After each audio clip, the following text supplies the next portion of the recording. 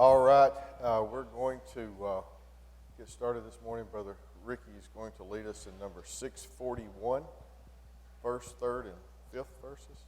First, third, and fifth verses of number 641. And following that, Brother Noel is going to lead us in a word of prayer.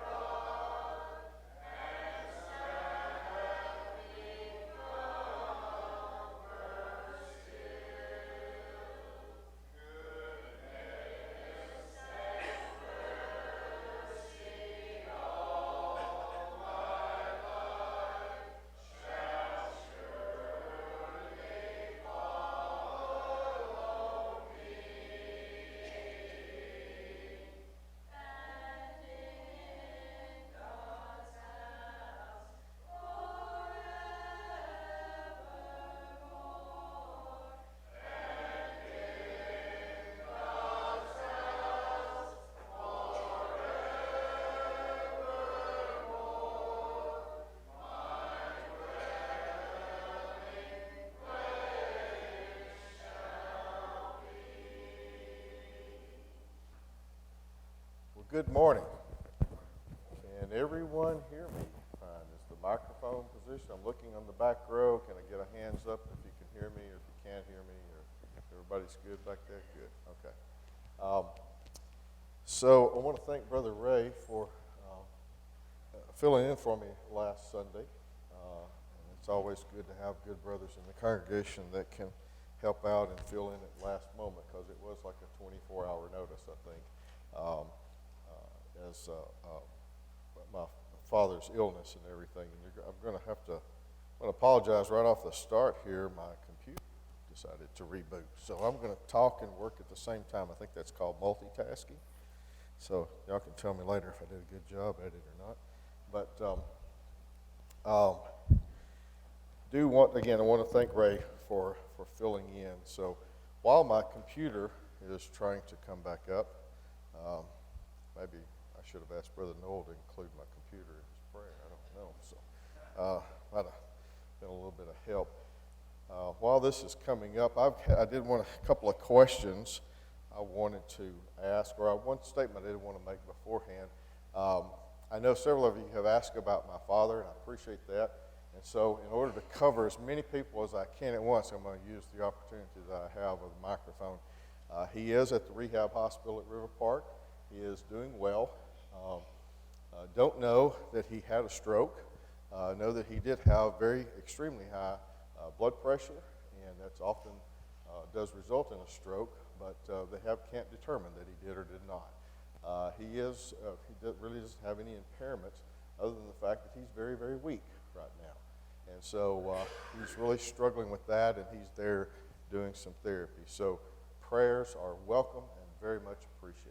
So many of you have called, and I've talked to several of you, and certainly appreciate that. I know that he would really like to be at the Monday morning Bible class. And if there was a way, Helen, that I could sneak him out tomorrow and get him over here, I would. But I just don't think they're going to allow me to do that. And would probably get me and him too, would probably get both of us in trouble. So while I am trying to find my lesson, I apologize that this did not work properly. There we go. I'm talking to both myself and you, and the whole class will be about me and you. How about that? One of the first questions I had was I wanted to, it's been a long time since we met, so Ray had the class last week, and I don't know if Ray may have mentioned this, but the coronavirus, it's affected us, right? It's affected us a lot. I think the paper this morning, I think there's 123 cases now in Warren County. There's 60 active cases. And so it's affected us in a lot of different ways. And I'll start with a little humor, or maybe it's humor. How many of us still have a stockpile of toilet paper and paper towels? Come on, be honest. Tell me the truth now. Okay. How many of you got other stuff stockpiled too, just in case? Right? Yeah. And it may be, there may be very well, and that's not uncommon. Glenda and I had the misfortune at one point of being caught in a blizzard. I think there was 21 or 22 inches of snow in North Georgia. Here, you guys got like 7, 8 inches. It was a big deal for us, but there was 21. We couldn't go anywhere for 4 days, I think it was. We were fortunate in the house that it actually was insulated well enough that we were able to stay there and just kind of bundle up. But by the 3rd or 4th day, we were just ready to go to the shelter. Everybody else in the neighborhood most had children or were elderly, and they had already gone to the shelter. We were going to have to walk to the shelter, which was about a mile or 2 away. And you remember the ride at Opryland. It was called the Thin Lizzy. It was basically some cars, and you actually act like you steered the car, but there was really this rail right in the middle. Didn't matter what you did, the car was going to roll one way or the other. You really didn't have to steer, but it kind of gave you that impression anyways. That's how the roads were with 21 inches of snow. There was just a trail where other cars or actually large vehicles had been to try to help clear some of the snow, but not very successfully. And just as we're about to walk out the door, the electricity comes on. And I put the thermostat up to 80 degrees, and we got showers, we got everything cleaned up just to anticipate the electricity's going to go off again. And it did not. But again, taking that example back to the coronavirus and anything else that may come along, we have to be prepared. And so, I encourage us all to, continue to be prepared. I don't know what the future holds for us for how we do services and how things occur. But one of the things I want to lead into my lesson today is how has the coronavirus, now this is not going to be my lesson for the next 13 weeks, so I know everybody's tired of talking about the coronavirus, but how has it changed our lives? How has it changed your lives? What are some things that have changed that you don't like? Answers. Anybody? Pardon me? Wearing a mask. I got that on my list all day long. For those of you, depending on where you're working at and what you do, you may be wearing. So anybody else? Not. Thank you. Not being able to visit hospitals or rest homes. I actually added on there as well visitation for funeral homes. We're out now going back a little bit more and having visitation, but there was a period of time there where it was really just a graveside service. There was no time for memorial, for other friends, if you will. It was mainly just for immediate family. Anything else? Oh, there's a couple of things I know. You're just being shy. Pardon? It's changed our whole lives. When I hugged that, thank you, as I was going to say, handshaking and hugging Jessica this morning is what Sister Judy said. I'm not sure if I want to hug Joe or not. Cough into your elbows. Just coughed into your elbow and passed it along, right? So, Anything else? Empty grocery shelves, empty toilet paper and paper towel shelves. 2-hour wait at Cracker Barrel, Leonard said. Price of beef. Okay. I'm sorry? Not being able to take vacation, not really being able to travel. I can associate to that. That's a big part of my job, and I just have not been able to do it since March the 6th or 7th. So, anything else? Got almost everything on there that I had on my list. I added on there, obviously attending church services. You know, there's a period of time there where we were not able to meet. And the one that I thought everybody was going to say is using these communion packets. I just thought everybody was going to come up with that one. And so it's changed how we've done those things. And so how has the coronavirus affected our world? And when I say the world, I mean the whole world, not just the United States, but the whole world. In general terms, not specific things. I'll give you an example to kind of give you some unrest and discontent is one of the things that I see. Anything else? How do you see it? Oh, I got a bunch here. I hear fear, depression, PTSD, unemployment, what'd you say, embattled? Bad on the economy. All of those things. Let's see. Depression, PTSD, disrespect for authority, lack of. We already had some of that, Brother Rick said. I agree 100%. That was already there. It just maybe got amplified during the coronavirus. Lack of self-control. How many of you saw some of the news stories where, as we were getting close to the 4th of July, fireworks were going on sale, and in the streets of New York, mainly young people, I don't know that it was necessarily all just young people, they were having firework fights. They were shooting fireworks at each other just in play. How many of you ever did that whenever you were kids? I'm looking over at Marty. Glenn, y'all raise your hands. Glenda's like, I tell Glenda that story, she's like, I can't believe y'all did that. We did. Bottle rockets, Roman candles, anything we could get our hands on, we did it probably. So, so it's a lack of self. Now, to my excuse, I don't know what Marty's was. I was only about 12 or 14 years old, so I'm going to plead ignorance a little bit, or stupidity mainly. But hopefully, as I've gotten older, you hadn't done one of those lately, have you, Marty? You didn't go out and get in a fireworks fight this weekend, did you? Okay, good. Okay. So, so we've got all those things. Relationships with our country and other countries. Those things are important to us. We're citizens of the world. And so how we relate and how we work. There's one country in particular we're not really happy with right now. China. Because we think, or we may not know necessarily or exactly, but the virus essentially started there. It may or may not started there, but at least it grew faster and spread throughout the world, starting, in the China, in the Asian area, if you will. And so, there's a lot of concerns. So my next question is how has the coronavirus affected God's word and God's will and his commandments for us? Not a bit. I heard it over here. I think I heard somebody say it over here. Not at all. This has not changed. Not one bit. So, everything evil comes from who? It comes from Satan. It comes from the devil. So he will use every device, anything that comes along. Is the internet a good tool?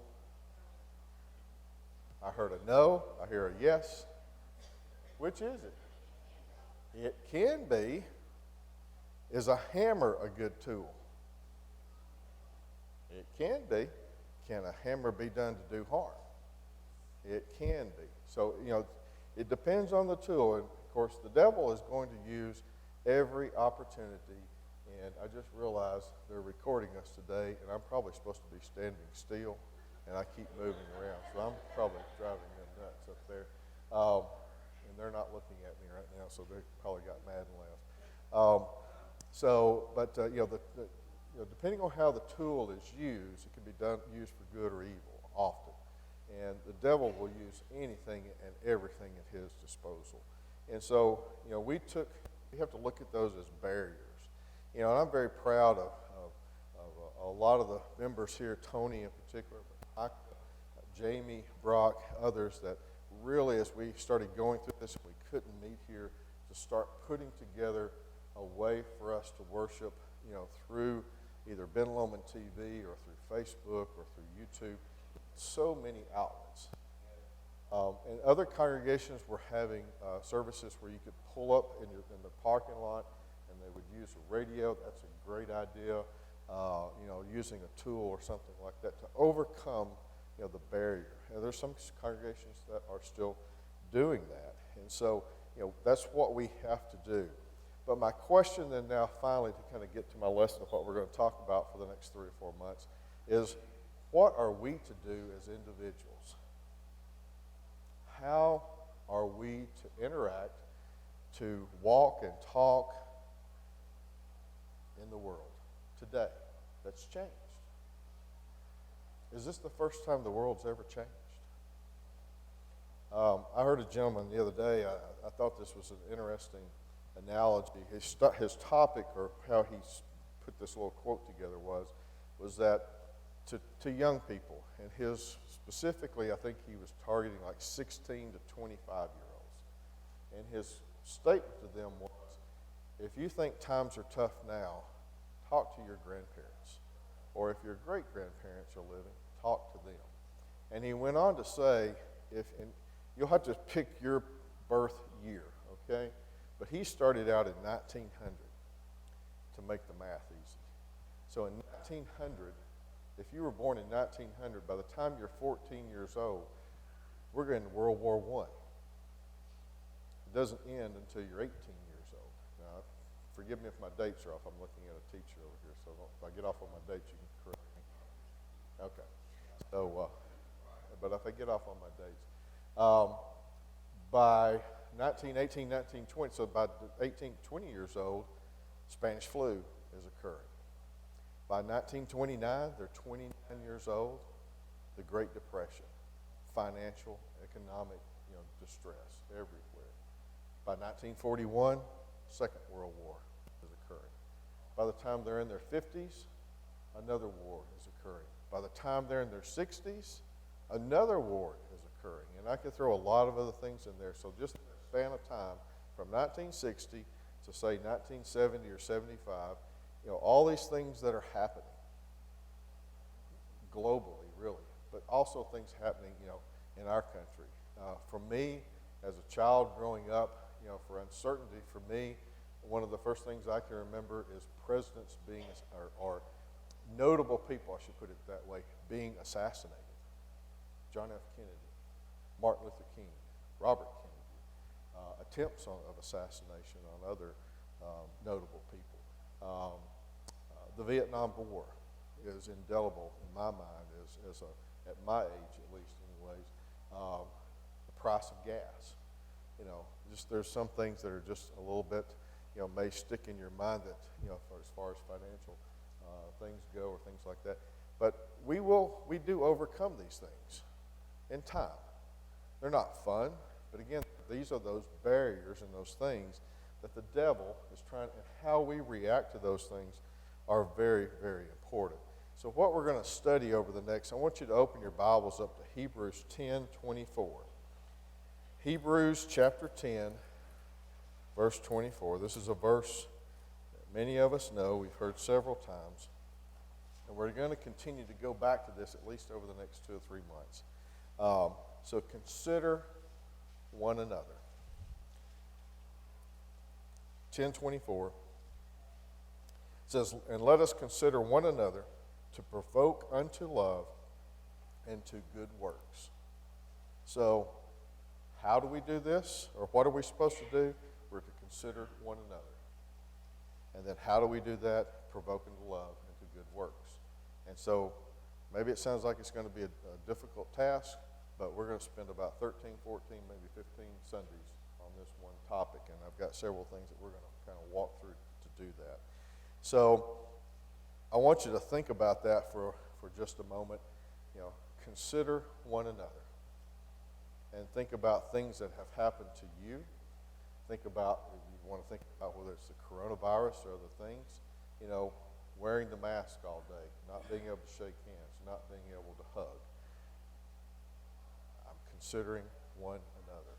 I'm considering you, and I'm considering me. Maybe I really want to do that. Maybe, and sometimes I think perhaps Judy said, she just didn't even think about it, she just did it. And I think there are times where you have to gauge the risk to you and to the other people that are around you, and the people that you are going to come in contact with. I've been spending a lot of time going back and forth in hospitals in the last, and for those of you who have been able to get in and visit someone, it's even more restrictive than it was before. You got to have a mask. If you don't have one, they're going to give you one. They're going to check your temperature. They're going to ask you a lot of questions. Where are you going? Who are you seeing? How long are you going to be here? They can only have this many visitors, and they can only be this long. So there's a lot more requirements than there ever was before. And so if you're a patient in the hospital right now, it's a lonely place, other than the nurses and the doctors who maybe who come around and speak to you, or the other staff of the hospital. But they're very busy, and they may not necessarily have time to sit and just have a conversation with you. So it can be a very lonely time in the hospital. So we're going to consider one another. So over the next few weeks, we're going to talk about being considerate, obviously. We're going to talk about being hospitable. We're going to talk about being kind. We're going to talk about being understanding, being friendly, being responsible, being compassionate, being positive, being present, being forgiving, being courteous, being merciful, and certainly last but not least is being Christ-like. So we're going to start off today with being considerate. So I want to start off again. If you haven't noticed already, if you haven't sat through one of my classes, I like for you to talk to me. It gives me a little break. It lets me know you're not asleep. It lets me know maybe I'm at least halfway interesting. And it helps, hopefully, really, for all of us to be interacting and really having a good Bible study. So I want you to think about some questions when we're thinking about being considerate. Do I consider options and the likely outcomes before I speak or act? Do I consider the options and the likely outcomes before I speak or act? Okay? Another one. Do I consider what is God's will in this decision? Do I consider what it is you need at the moment? Do I consider what is my responsibility as a Christian? And the last one is, do I consider what would I want if I were the other person? So those are key questions to be asking yourself when you're trying to be considerate. Why would we want to be considerate of other people?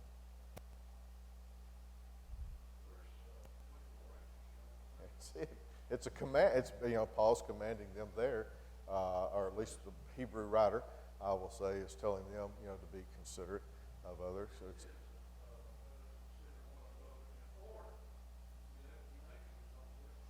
yeah. But going back to my question earlier, and actually I think I'm going to get into it here. I'll just go ahead and start here. Do we live in a considerate world? Often not. There are.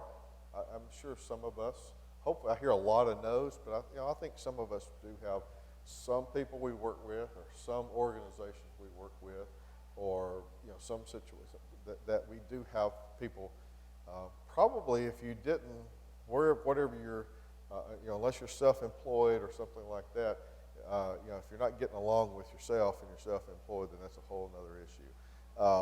But there's probably someone at your workplace that you do that's considerate to you. They see value in you, and you see value in them. And so, but we see a lot of disrespect in the workplace. Do we value the people we work with? It's a good question. Do the people we work with value us? There's a group called the Gallup Group. You've probably heard of these people. They're the ones who do the Gallup polls.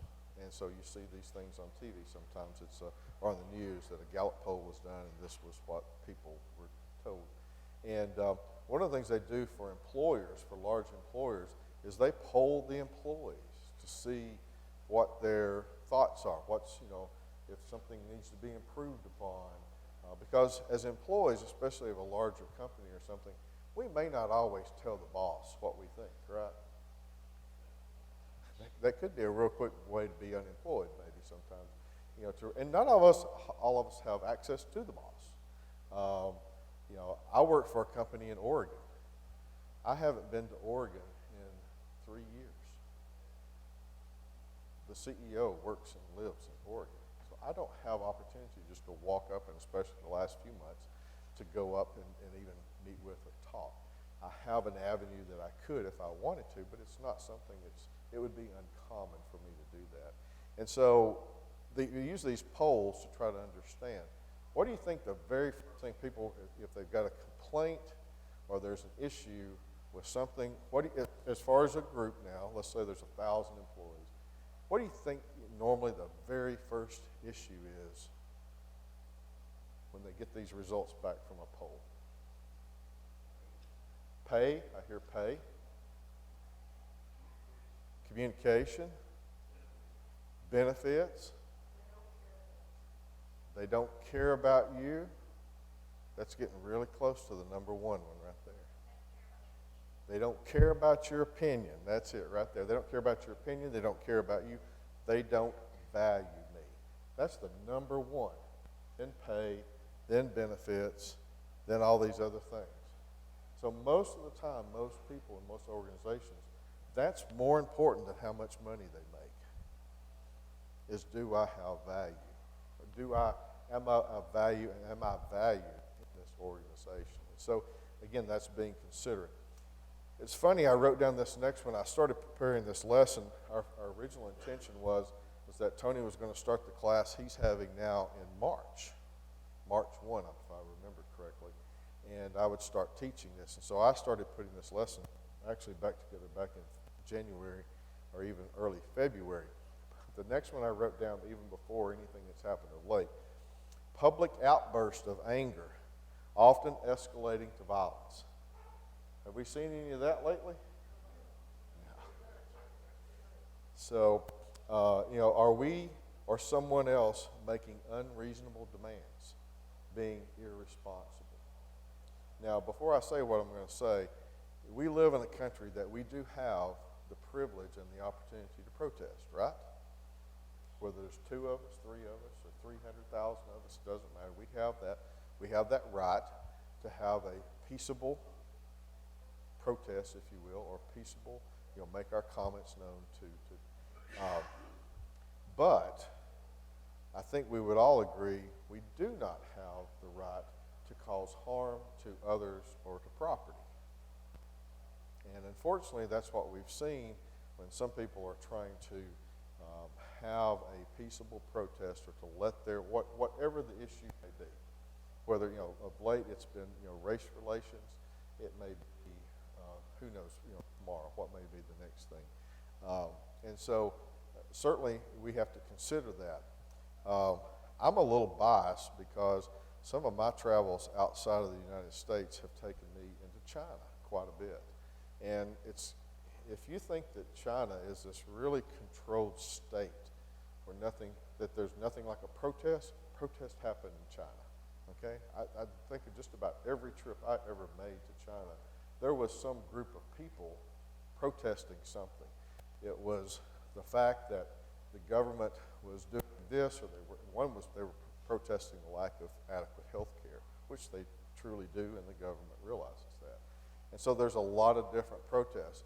The difference is in China, there is no media coverage. The only thing that might get out, and it would probably only get out for a little while, is someone with a cell phone recording it and may be able to get it out on Facebook or maybe get it out somehow like that, but even that gets squelched pretty quickly by the Chinese government. The other thing you see armed policemen and guards and military surrounding this group of people. They're not doing anything. They're just standing there to remind them, we will meet you with brutal force if you cause harm to people or property. And they will. And the Chinese people know that. They don't. I think I've told this story before. I was in the airport. I was on the way to the airport. And as we can hear outside right now, you hear the thunder rolling. The clouds are dark. And we're rolling up to the airport. I tell everybody that's with me, I said, we're just going to be a long day in the airport. Storms rolling in. Flights are probably going to get delayed. So just be prepared. Chinese airports are not like American airports. It's not a lot of the amenities. There's not a lot of nice places to sit down. As a matter of fact, if you got a piece of floor to sit in, you're doing very well in a Chinese airport. So this was just a domestic flight inside China. And so to help you with the story, at the Chinese airports, when you go to check in or buy your ticket or whatever, the gate or the counter is here on me. So for a Chinese person, it's about right here, okay? So the gate's about right here, and I never really wondered, I kind of wondered, but really didn't think much about why it's so high. And it's continuous all the way down. You take your luggage somewhere else. I found out why when I was there, because when we walked into the airport, people were protesting the fact that their flights were being canceled. They were being delayed and or possibly canceled. And they were angry. And now remember, Chinese person's right here, and they were swinging their arms at the agent. And the agent's back here leaning up against the wall. Not going to do anything till this person stops swinging. And they're trying to climb over the counters. When they started to try to climb over the counters, about 4 or 5 Chinese military guys cocked their machine guns. What do you think the crowd did? They got quiet really fast, and they all just kind of disassembled and went away. And that was it. And the little gate agent walks back up and says, "Who's next?" Just as if nothing ever happened. What if that happened in the United States? It'd be more of a riot. They'd probably incite them even more. What were you saying? It would probably be a lot better. But would people, to my point, would they be escalating it even further? There would certainly be people there with their video. There would be like 20,000 videos all going off, and that would be on the local news. So the last one, talking about a considerate or lack of a considerate world, is the lack of self-control, losing our self-control and blaming others. We see that a lot in our world today. And I'm saying all these things to help prepare us for how are we going to be considerate of others, and how are we going to face those things. So, it's very difficult when someone has lost their self-control, and especially if someone else it's something that's clearly at their fault. They failed to plan, they failed to prepare, they failed to do something, and now, Ricky, it's your fault, because I didn't do this. So now you got to fix it. And so there was a gentleman that I worked with. He had a sign that hung on the back of his wall. I've kept this to memory and I wrote it down. But the lack of preparation on your part does not constitute an emergency on my part. And when you walked into his office and you gave him one of those excuses, he would even turn around and look at. He'd just look at you and point at that sign. Now he would usually go and help the person in the end, but he made the point. Just because you didn't plan on this doesn't mean it's an emergency on my part. And so he tried very hard to make that assessment to everyone and make sure that they knew that. So if you will, for the time that we have remaining, if you will turn over to Matthew chapter 7. Matthew chapter 7.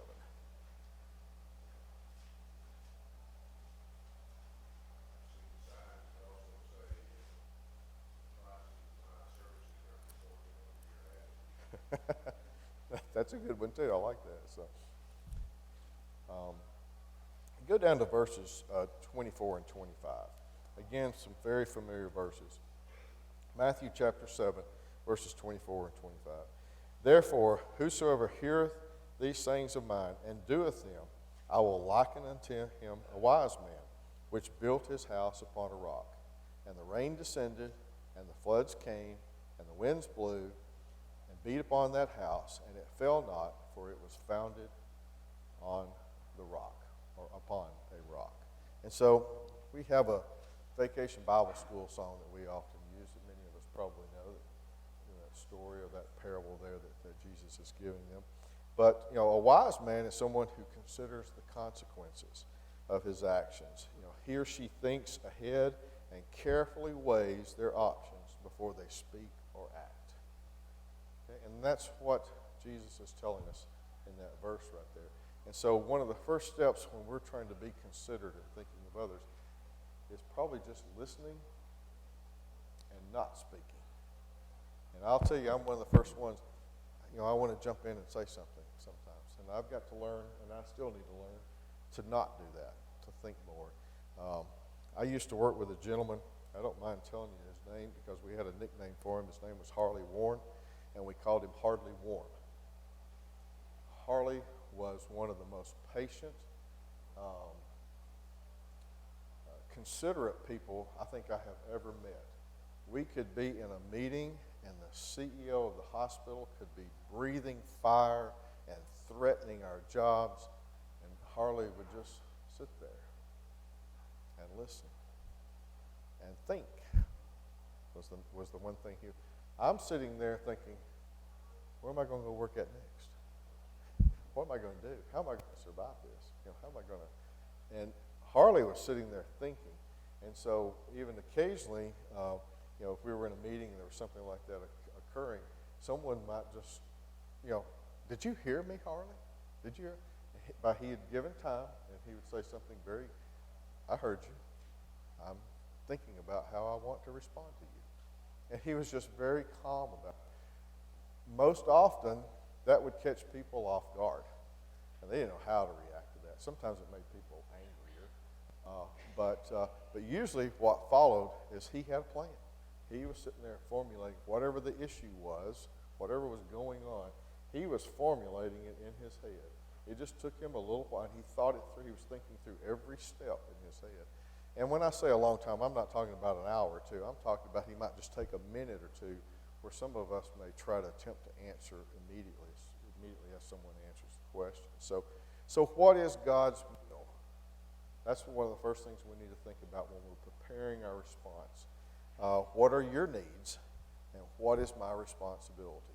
That's going to be common as we go through this. What is God's will? What are your needs? Talking to that person. And what is my responsibility? A foolish person is less disciplined. They're caught up in the moment, little regard to God's will, the future, or the feelings of others. The foolish person is actually more calculating than kind. Okay? So I want you to think about, we've got just a few seconds left here before they're going to ring the bell.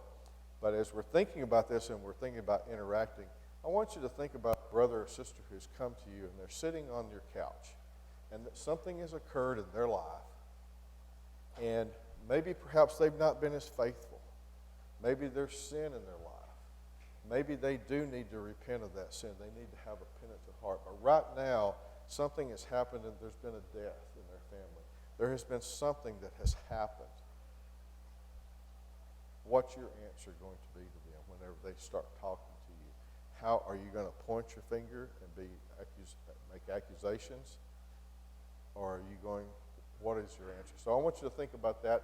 We'll pick up from there next Sunday and talk about being considerate. Thank you.